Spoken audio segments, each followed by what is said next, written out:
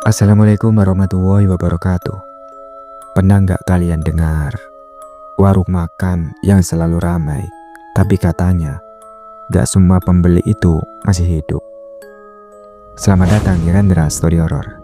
Kisah kali ini berjudul Pesugihan Warung Makan Tumbal Mayat Hidup di Belakang Dapur.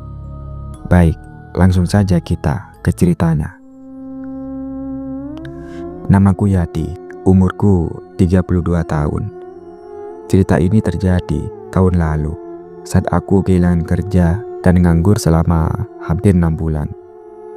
Waktu itu aku diajak temanku Rian buat kerja serabutan di sebuah warung makan yang lagi rame-ramenya di pinggiran kota. Ya, sebut saja Kota K. Nama warungnya Warung Mbok Narti. Serius, digaji gede, akan dapat. Gak ribet, kerjanya ringan, kata Rian sambil ngerokok di depan kosanku. Aku pun ikut, gak ada pilihan lain. Warung Mbok Narti beda dari warung biasa. Warungnya gak pernah sepi.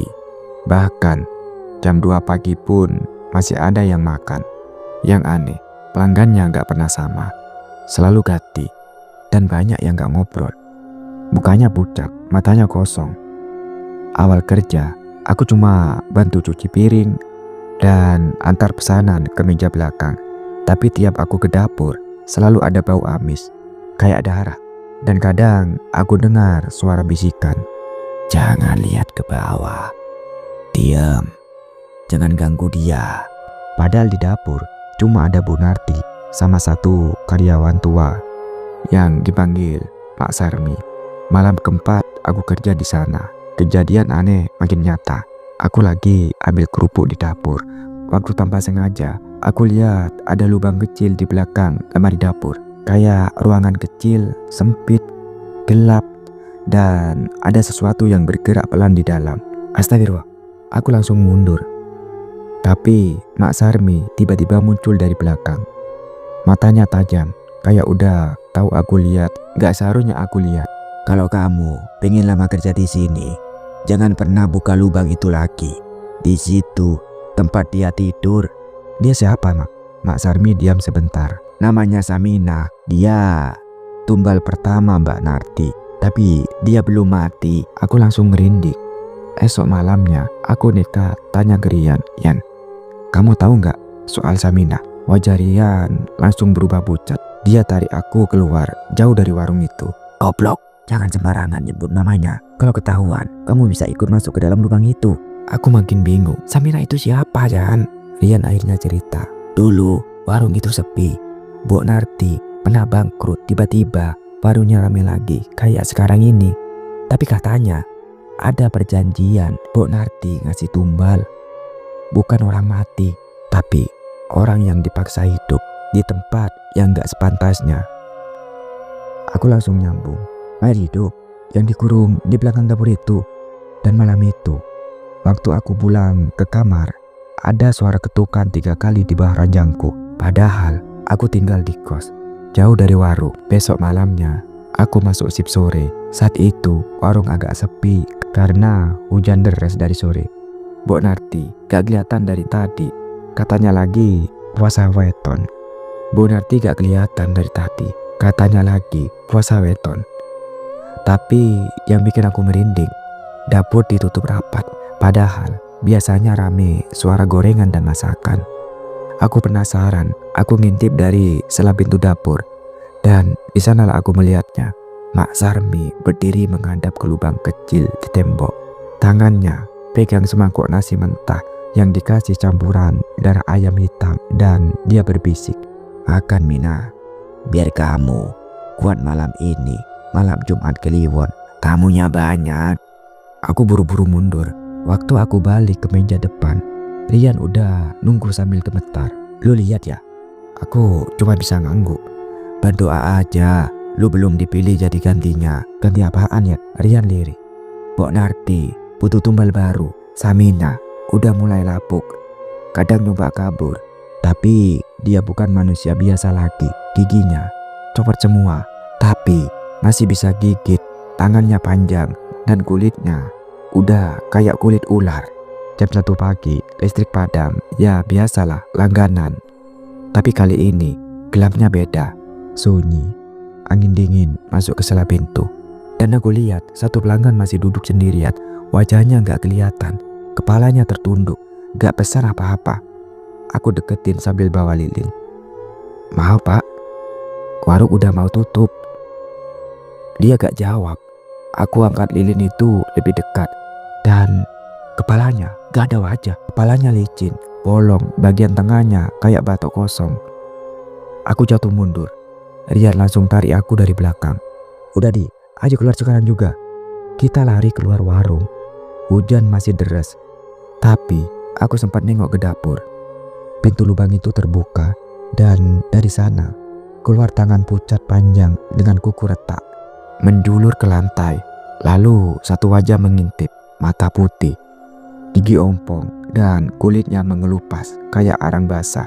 Rian bilang pelan sambil gemetar, Itu dia, Samina. Tumbal hidup yang dikurung tapi gak pernah mati." Waktu kami kabur, aku sempat dengar suara Bok Narti di belakang. Suaranya keras tapi bukan teriak, kayak bisikan yang langsung nyeret masuk ke dalam telinga. "Yang sudah lihat gak bisa pergi, kalian akan kembali, atau dia yang akan datang kepada kalian." Dan malam itu di kamar kosku, waktu aku masuk ke kamar mandi, di lantai ada bekas jejak kaki basah. Tapi bukan kaki manusia. Jarinya panjang, 5 jari, tapi gak ada tumit, seperti dia melata. Aku gak bisa tidur sejak malam itu. Jejak kaki basah itu muncul tiap malam. Bahkan waktu aku coba pindah kos, bayangan tangan panjang itu tetap ngintip dari celah pintu kamar mandi. Akhirnya aku mutusin untuk kembali ke warung. Bukan buat kerja, tapi buat menyelesaikan semuanya. Malam Jumat Kliwon aku balik. Warung kelihatan sepi, tapi lampu dapur nyala terang. Kayak biasa ada upacara. Aku bawa air doa, bacaan ruqyah, dan niat nekat. Rian ikut, tapi wajahnya pucat. Dia bilang gini pada saya, "Gila." Tapi aku tahu, tapi kalau gak diselesaikan, kita bakal terus diteror. Kami masuk lewat belakang dan ternyata dapur kosong, tapi lubang tembok terbuka. Dari dalam ada bau anyir bercampur tanah basah dan suara napas berat. Tiba-tiba dinding dapur retak dan muncul kepala Samina. Perlahan-lahan kayak keluar dari lumpur pekat. Tangan panjangnya narik badan sendiri keluar. Kulitnya membusuk, tapi tubuhnya masih bergerak. Matanya bolong satu dan mulutnya berbisik, "Aku gak mau mati sendiri." Rian langsung jatuh, mulutnya kumat kamit. Aku siram air doa sambil baca ayat kursi. Tapi tubuh Samina malah makin liar. Dia berteriak dan darah hitam keluar dari mulutnya. Bok Sarmi muncul dari balik tirai. Tapi bukan Bok Narti biasa. Wajahnya penuh belatung dan kakinya gak napak. Dia terbang rendah dan tangannya bawa kendi tanah liat yang terus bergetar. "Kamu rusak semuanya ya dik, sekarang gantiin dia."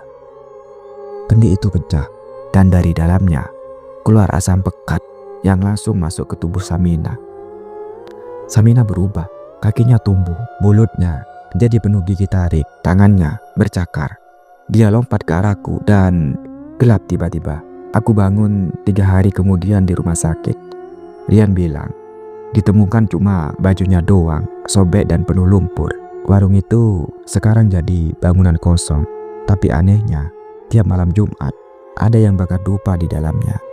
Dan seminggu setelah itu, di depan kamar kosku ada kiriman, kotak kecil dibungkus kain putih. Waktu gue buka, ada kendi kecil dan gigi manusia dan secari kertas. "Tumbal belum lengkap, kamu selanjutnya."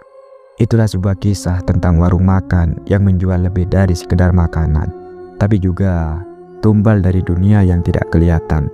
Terima kasih sudah bergabung di Rendra Story Horror. Jangan lupa like, komen, dan subscribe supaya nggak ketinggalan kisah-kisah horor selanjutnya. Sampai jumpa di cerita berikutnya. Wassalamualaikum warahmatullahi wabarakatuh.